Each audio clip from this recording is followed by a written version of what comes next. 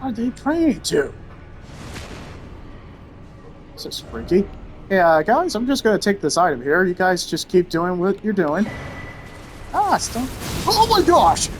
Ah, I figure I make this separate because I think it's worth acknowledging on its own, and it's only going to be 3 games I'm going to be talking about, because Share Factory will do all the, kind of like all the special effects. So, alright, so the games that are coming on PlayStation Plus Extra Premium, but these 2 games are coming soon, and I'll keep it short because I think these 2 titles speak for themselves. So, Dino Crisis is finally coming to PlayStation Plus Premium. We don't know when. And same as Legacy of Kain Blood Omen. Boom. Yes, Dino Crisis. I don't know what took long, and I know people were asking for it, and I want to see what this game is all about. I know. Wait, was it by Capcom? Don't quote me on that. And I'm sorry, Dino Crisis fans. I am very sorry. But yeah, I want to see all the hype about. People freaking go lose their minds. They've been asking for a Dino Crisis remaster that I'm seeing in Reddit comments non-stop. But you know what? I'm all for it. When's it coming?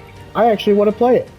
Like when it comes to PlayStation Plus Premium, I'm in. I want to check it out. And considering that I'm kind of in that Legacy of Kain curiosity, I want to see what that's all about too. I think these are wins. I think these cost a lot to put them on PlayStation Plus Premium, but Sony, what took long to put Title Crisis? I would have been okay if even if it was Legacy of Kain, but the fact that you put Title Crisis, as my friend says, welcoming news. As I say, oh my gosh, that's a W, a major W. So, as I'm seeing in Reddit and other comments, so that gives us definitely a possibility of Silent Hill games coming, which I would welcome too. That would be freaking awesome.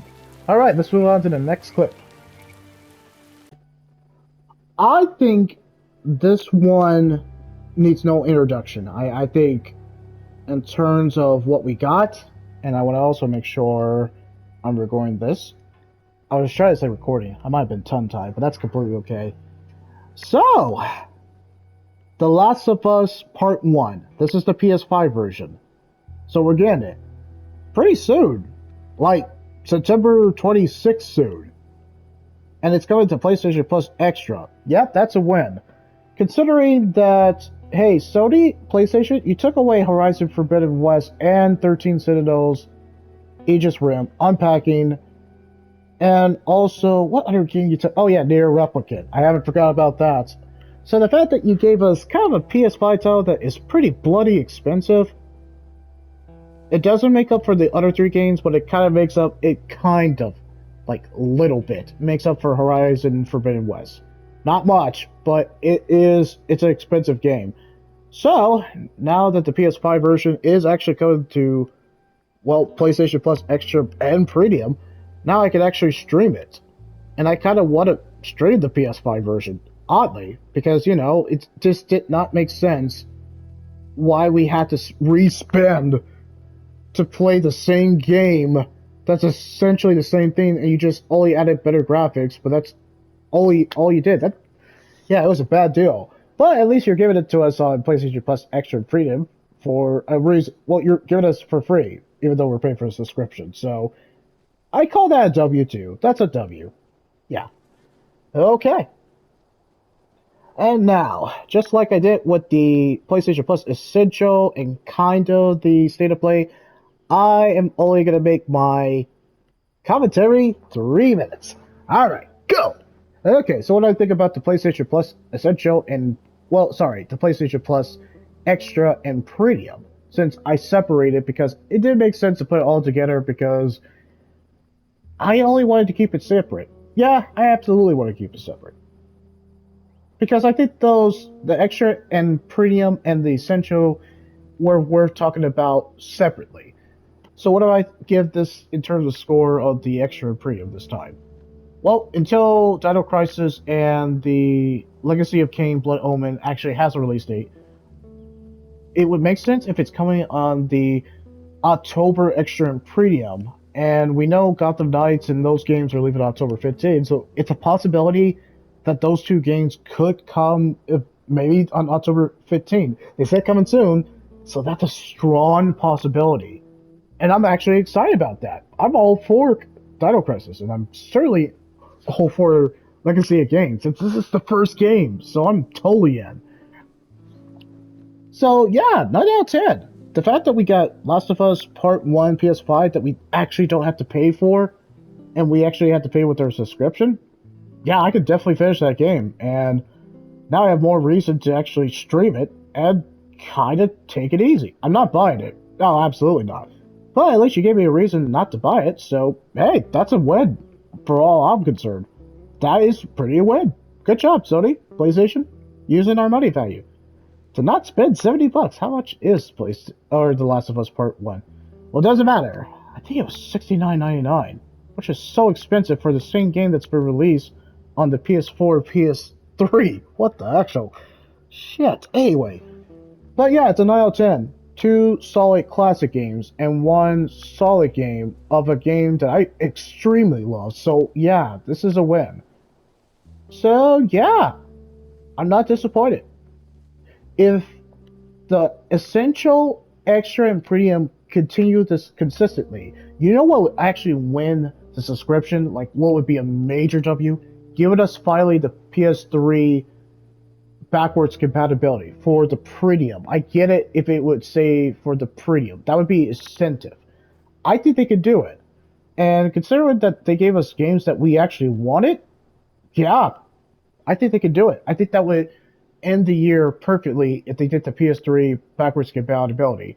I get it, it's limitations, but freaking do it. You spent all that money on Concord. Go ahead and just pull the trigger. And that's all I got. So, of course, you can leave that like, comment, or subscribe. And I ended the timer because I just kind of wanted to end it with that.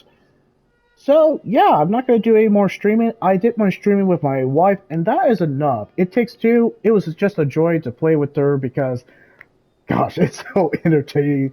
It's so entertaining. It's always fun to play with my wife in co-op. And this is one of those games that I have to play co-op with a person. And you know what? It's going to be my wife.